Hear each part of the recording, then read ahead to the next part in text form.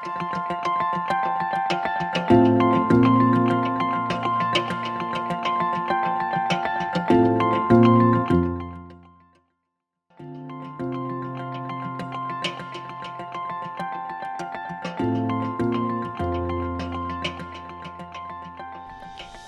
douleur, un balado du réseau québécois de recherche sur la douleur.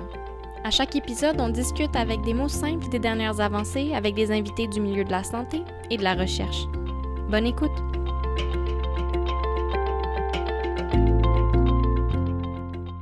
Bonjour et bienvenue dans cet nouvel épisode de Parlons douleur, créé en collaboration avec l'Association québécoise de la douleur chronique.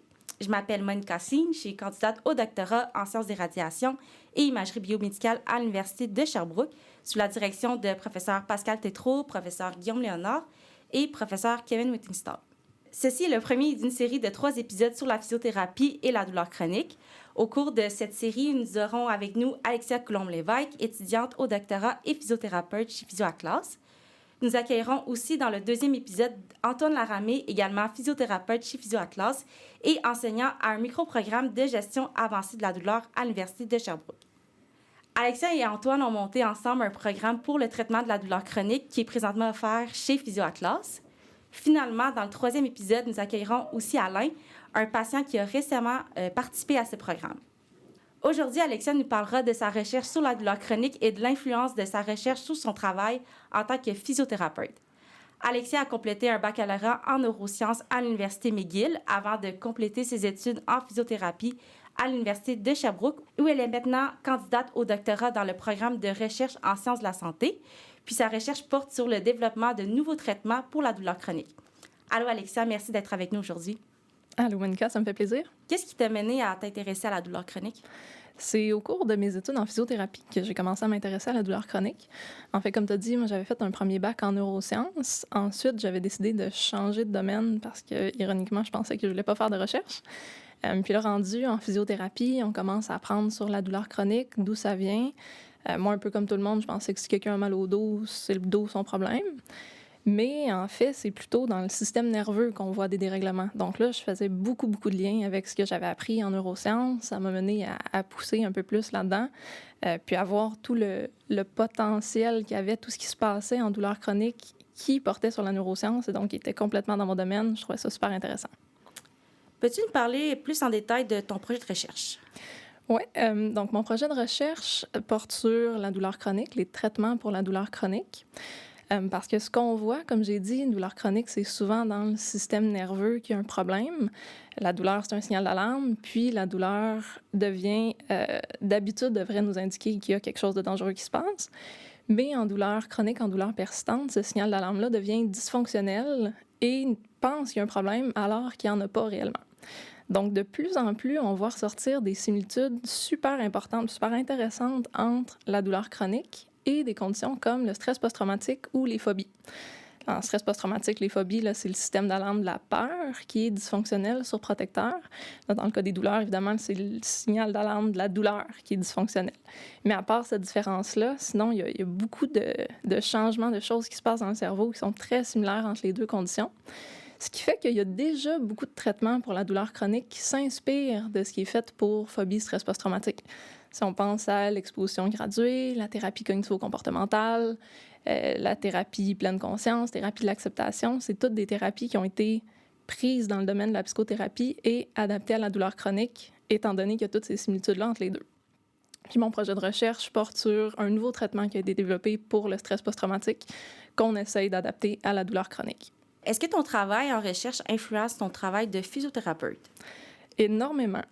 L'intervention sur laquelle porte mon projet de recherche est encore au stade de la recherche. On ne peut pas l'utiliser en clinique. Donc, ça, c'est pas quelque chose que je vais intégrer dans ma pratique.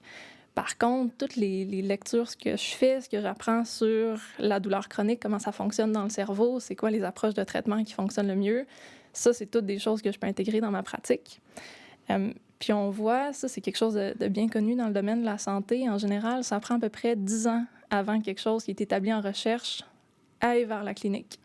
Donc, d'avoir un pied dans les deux domaines, ça me permet d'accélérer un petit peu cette transition-là, dans le fond, d'utiliser toutes les connaissances que j'acquiers en recherche. Je passe littéralement des journées à lire sur la douleur chronique, c'est quoi, comment ça marche, c'est quoi les meilleures approches de traitement. Donc, c'est super intéressant pour moi de travailler aussi en clinique en parallèle parce que je peux tout de suite mettre à profit ces connaissances-là. Quels sont les aspects les plus importants d'un traitement sur la douleur chronique selon toi?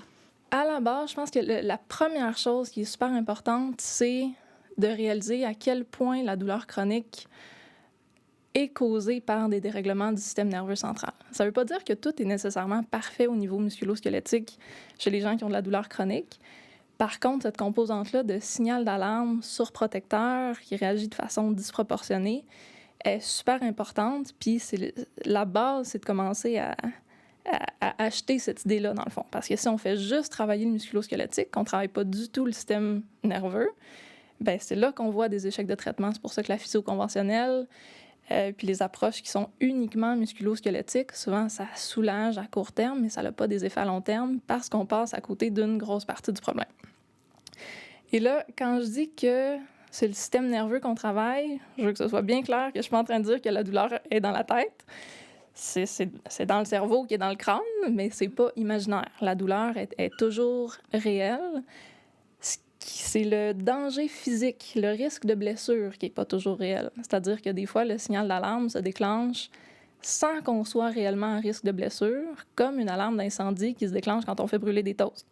Ça ne veut pas dire que l'alarme d'incendie est imaginaire juste parce qu'il n'y a pas de risque de feu. L'alarme est déclenchée, mais elle ne représente pas nécessairement le risque réel d'incendie. Donc, c'est la même chose en douleur chronique. Ensuite, une fois qu'on a cette première étape-là de réaliser que le problème est souvent au moins en partie dans le système nerveux, bien là, ça veut dire qu'on va vouloir des approches qui visent le système nerveux.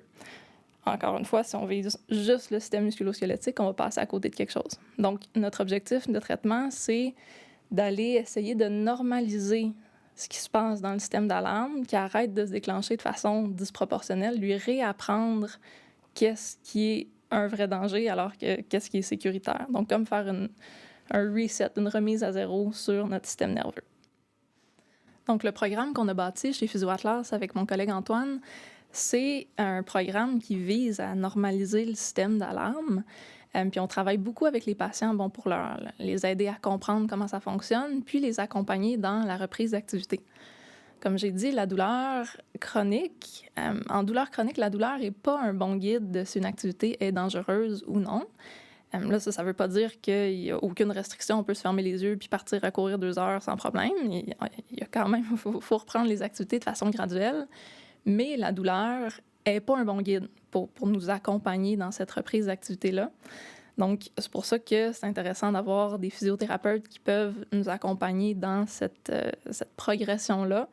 On veut graduellement reprendre les activités avec un guide qui est autre que la douleur. Donc, une progression qui a été déterminée avec le physiothérapeute, avec le patient, pour tranquillement réaugmenter les capacités et réapprendre au cerveau que c'est sécuritaire de bouger, qu'il n'y a pas de danger, pour que l'alarme arrête de se déclencher dès le moindre petit dysfonction, dès la moindre petite augmentation d'inflammation. Aurais-tu quelque chose à dire aux gens qui sont atteints de douleur chronique qui t'écoutent en ce moment? Plusieurs. On a monté tout un programme pour leur dire ça. Des premières choses, douleur chronique, il y a beaucoup de gens qui pensent que quand on dit chronique, ça veut dire que ça va durer pour le restant de vos jours. Chronique, ça veut dire que ça fait longtemps qu'on a mal. C'est pas un pronostic. Ça n'indique pas qu'est-ce qui va se passer dans le futur. Ça indique juste qu'est-ce qui s'est passé dans le passé. Fait qu'il faut pas penser que parce qu'on a un diagnostic de douleur chronique, ça veut dire qu'on n'aura nécessairement pas une amélioration favorable. Ça, c'est la première chose. Ensuite, de garder en tête que ça se travaille, un système nerveux. Des fois, quand on parle aux gens de douleur chronique, on leur parle de dérèglements dans le système d'alarme, du fait qu'il faut des exercices pour ça, pas juste des exercices musculo-squelettiques. Puis ils prennent ça un peu comme une mauvaise nouvelle, ils disent « Oh non, mais là, ça va être encore plus compliqué, ça va être encore plus difficile. » Au contraire, ça se travaille, un système nerveux. Le cerveau est fait pour apprendre. Donc, ça se travaille. Il y a encore plus de plasticité dans le cerveau que dans les muscles, les tendons, les articulations. Donc, moi, je trouve que c'est une bonne nouvelle quand il y a des choses à travailler dans le système nerveux parce qu'il y a un gros potentiel d'amélioration. C'est sûr que ça prend une approche qui va être spécifique, par exemple. Ça prend des exercices un petit peu différents qui sont adaptés, qui visent le système nerveux. Mais une fois qu'on a cette approche-là, on a des super beaux résultats.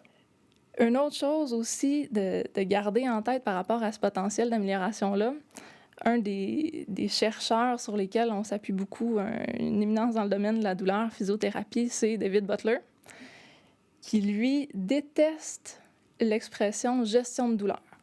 Il dit « ça manque-tu d'ambition, ça, de dire on va gérer la douleur?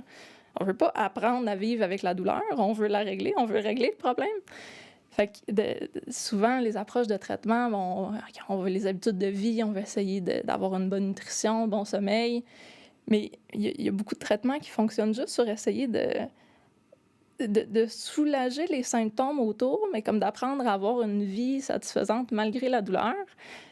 Puis là, c'est là que David Butler il dit « mais ça manque d'ambition, ça, avoir une belle vie malgré la douleur, on peut essayer de la diminuer aussi. » Donc, c'est ça qui est à garder en tête, que ça se travaille, un système nerveux, puis qu'on peut aller plus loin que juste gérer la douleur, qu'on peut vraiment avoir espoir avec les traitements de normaliser ce qui se passe dans notre système nerveux, normaliser l'activité du signal d'alarme de la douleur. Merci beaucoup, Alexia, d'avoir participé à notre balado. Puis, merci aux auditeurs d'avoir écouté cet épisode de Parlons douleur. Et à très bientôt dans notre prochain épisode où Antoine Laramé, collègue physiothérapeute d'Alexia et enseignant aussi au microprogramme de gestion avancée de la douleur de l'Université de Sherbrooke, nous parlera de son expérience de physiothérapeute et de leur programme de douleur chronique chez Physio Atlas. Merci d'avoir écouté Parlons douleur. N'hésitez pas à vous abonner pour ne pas manquer un épisode et à partager le balado avec vos amis. Pour plus d'informations, visitez notre site web rqrd.ca ou encore notre chaîne YouTube en cherchant Réseau québécois de recherche sur la douleur. À la prochaine!